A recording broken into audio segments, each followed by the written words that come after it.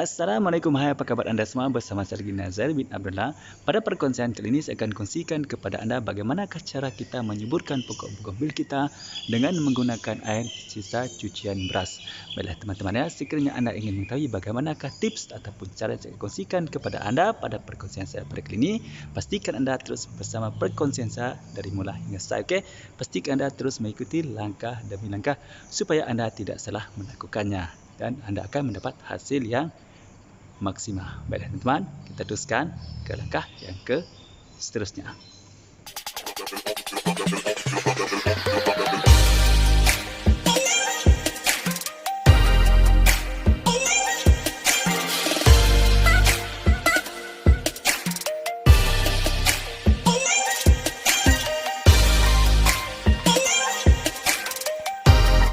Baiklah teman-teman, sebelum anda melakukan proses penyuburan bunga bougainville anda dengan menggunakan air daripada cucian beras, pastikan anda terlebih dahulu menyediakan air cucian beras ya. Ini, okey.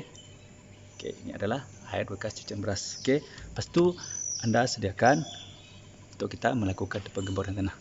Okey. Pertama sekali teman, apa yang perlu lakukan di sini adalah anda perlu melakukan penggemburan tanah. Okey, pasti anda biar tanah ini gembur dulu ya teman. Dalam keadaan gembur macam tu. Okey. Sudah lakukan begitu.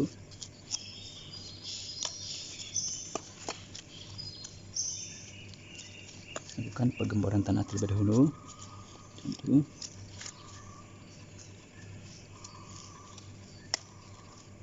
Okey.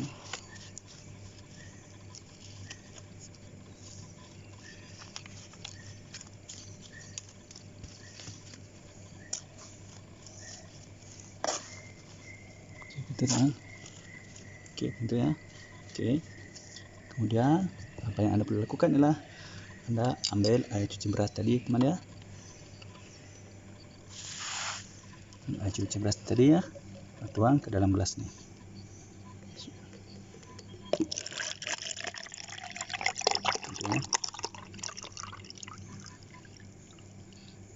Okey. Dan anda masuk ke dalam benda tanam. Bismillah. Okey. Okey. Ambil 2 gelas ya.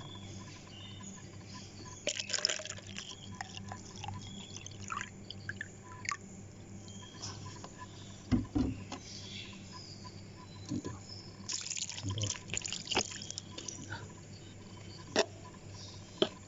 Okey, apabila anda sudah melakukan langkah menyemburkan air beras tadi teman ke dalam media tanam anda, lepas tu anda biarkan saja ya.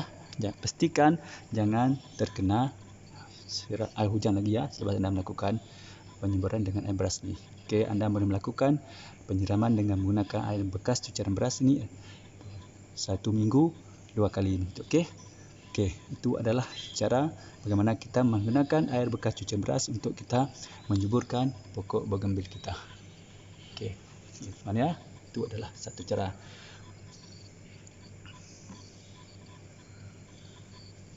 Okey, sekarang kita lihat ya bagaimanakah pokok yang kita sudah melakukan penyiraman dengan menggunakan air cucian beras. Baiklah teman, ini adalah antara hasil ya teman. Setelah kita menyiram pokok bougainville kita ini dengan menggunakan air daripada bekas cucian beras. Okey. Ini setelah beberapa minggu ya teman, kita melakukan penyiraman 2 kali dalam seminggu. Ini adalah hasil teman. Tengok nampak tak? Pokok ni, pokok bougainville kita nampak sangat rimbun ya. Okey. Walau apapun yang teman, apa yang paling penting di sini ya teman, pastikan anda memastikan yang pertama teman ya, media tanam yang anda gunakan untuk menanam pokok bougainville ini adalah jenis media tanam yang subur, poros dan gembur. Okey.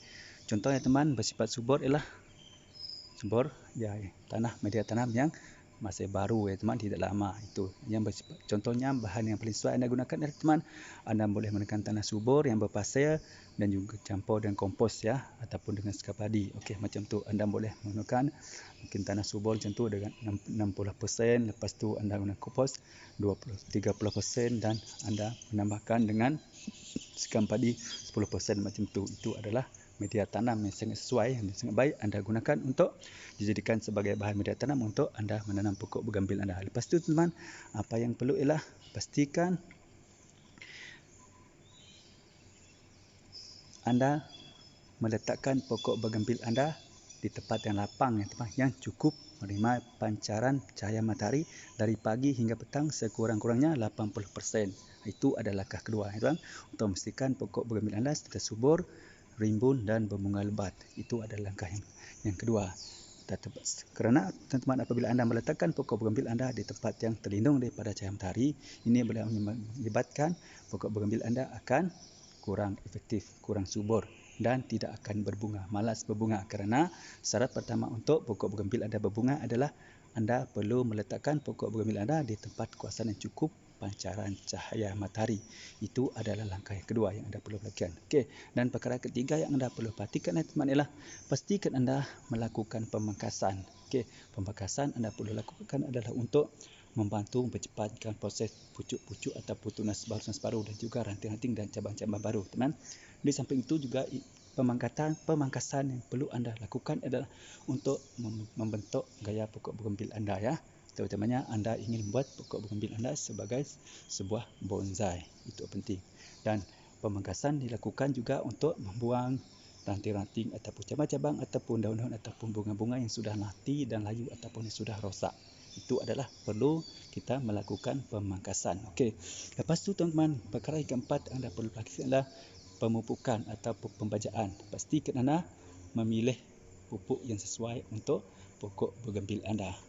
Dan pupuk yang paling sesuai untuk anda gunakan untuk anda menyuburkan pokok bougainville anda ialah teman, anda menggunakan pupuk NPK 16-16-16, ya teman. Ini adalah merupakan satu jenis pupuk yang sangat sesuai anda gunakan untuk anda menyuburkan pokok bougainville anda sentiasa dalam keadaan subur, rimbun dan lebat. Itu adalah perkara yang keempat anda perlu perhatikan. Dan perkara yang kelima, teman, apa yang perlu lakukan ialah pastikan anda melakukan penyiraman yang betul, teman.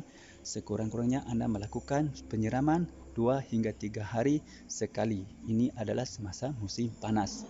Dan apabila anda melakukan penyiraman kerap, teman, walaupun anda begitu rajin melakukan penyiraman, teman, ini adalah akan mengakibatkan pokok bougainville anda akan layu dan mungkin akan mati kerana media tanam di dalam pot anda menjadi terlalu basah. Dan apabila media tanam anda menjadi terlalu basah, ini menyebabkan pokok bougainville anda akan melayu kerana pokok bougainville tidak suka dengan media tanam yang terlalu basah. Okey, itu adalah mengapa anda perlu melakukan penyiraman secara betul, iaitu 2 hingga 3 hari sekali siram. Okey, bagaimana pula apabila musim hujan, teman? Apabila musim hujan, pastikan anda jangan menyiram pokok bougainville anda, ataupun apa yang anda boleh lakukan ialah anda boleh mengalih pokok bougainville anda ke tempat yang teduh daripada air hujan. Lepas tu, sekiranya anda menggunakan pot yang besar, anda sukar untuk mengangkat ataupun mengalih pot bougainville anda, pastikan anda mengambilkan beg plastik untuk menutup media tanam dalam pot anda itu supaya air tidak masuk ke dalam pot. Itu adalah antara perkara yang anda perlu perhatikan. Okey, dan perkara yang keenam, teman, apa yang anda perlu perhatikan di sinilah pastikan anda mengganti media tanam yang ada dalam pot anda yang anda gunakan tanam pokok bougainville anda sekurang-kurangnya 1 hingga 2 tahun sekali.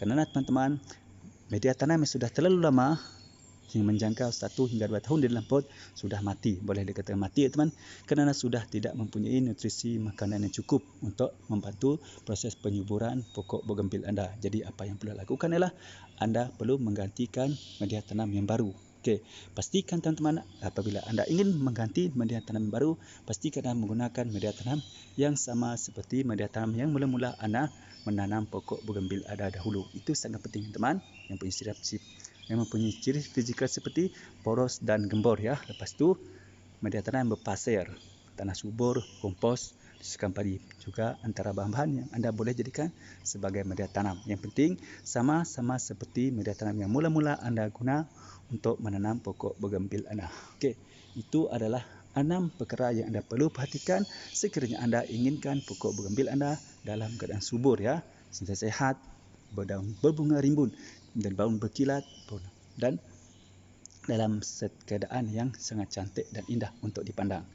Okey, baiklah teman-teman, seperti biasa teman, sudah cukup sampai setakat ini untuk perkongsian saya pada kali ini, iaitu bagaimana caranya kita menyuburkan pokok bugambil kita dengan menggunakan air daripada cucian beras, sisa cucian beras. Teman, dan seperti biasa teman, sekiranya anda merasakan perkongsian daripada saya pada kali ini bermanfaat untuk anda, sila klik tombol subscribe dan tombol lonceng supaya anda menjadi orang yang pertama sekali akan dapat mengikuti perkongsian terbaru daripada channel ini, iaitu channel Nazir Abdullah, yang mana channel ini membincangkan berkaitan alam pembonsaian, dan pokok bugambil merupakan satu pokok yang sangat sesuai untuk kita jadikan sebagai bonsai.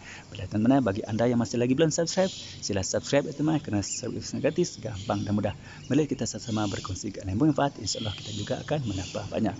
Baiklah teman-teman, bagi anda yang mempunyai cadangan atau persoalan teman, sila tulis dalam komen ya, insya-Allah saya akan menjawab pertanyaan anda. Okey, teman-teman, seperti biasa teman, sebelum saya mengakhiri perkongsian saya pada kali ini, marilah kita sama-sama berselawat kepada kekasih kita Muhammad SAW. Mudah-mudahan kita mendapat pasalnya darinya seberat. Jom kita semua berselawat. Bismillahirrahmanirrahim. Allahumma salli ala sayyidina Muhammad wa ala alihi wa sahbihi wa barik wassalim. Baiklah teman, cukup sampai dekat dulu. Salam satu bi. Assalamualaikum. Bye bye.